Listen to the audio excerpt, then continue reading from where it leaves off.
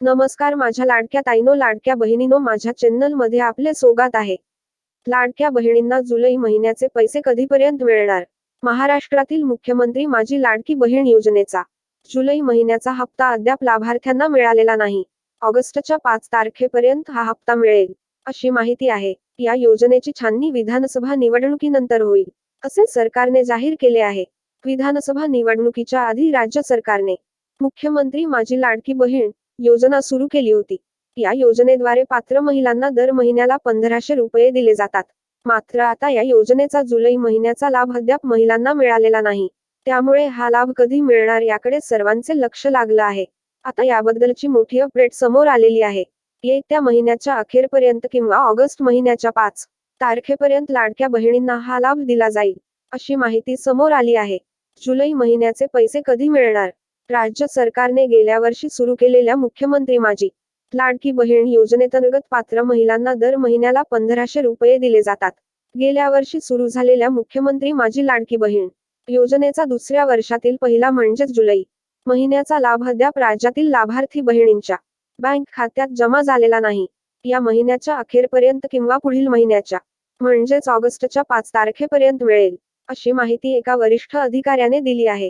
या योजनेतील मासिक अनुदान हे लाडक्या बहिणींचे एक प्रकारे मासिक वेतनच असून ते महिन्याच्या अखेरपर्यंत किंवा ऑगस्टच्या 5 तारखेपर्यंत देण्याचे नियोजन करण्यात येत असल्याचे एका अधिकाऱ्याने स्पष्ट केले. राज्यातील 2,34,00,000 बहिणींना लाभ उपमुख्यमंत्री एकनाथ शिंदे यांनी मुख्यमंत्री असताना गेल्या वर्षी लाडकी बहीण योजना सुरू केली होती.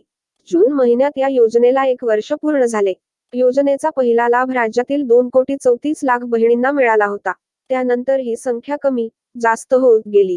मुख्यमंत्री माझी लाडकी बहीण योजनेतील लाभार्थी महिलांची संख्या कमी करण्यासाठी त्यांची छाननी करण्याचा निर्णय सरकारने घेतला होता.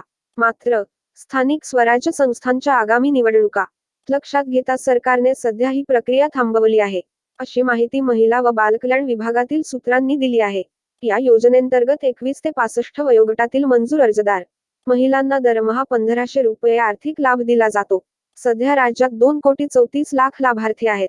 या योजनेमुळे राज्याच्या तिजोरीवर वर्षाला सुमारे 50,000 कोटी रुपयांचा बोजा पडतो.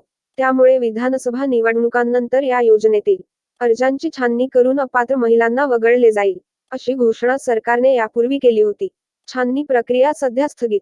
यासाठी प्राप्तिकर भरणाऱ्या महिलांच्या कुटुंबांचा डेटा केंद्रीय अर्थ खात्याकडून राज्य सरकारने मागवला होता.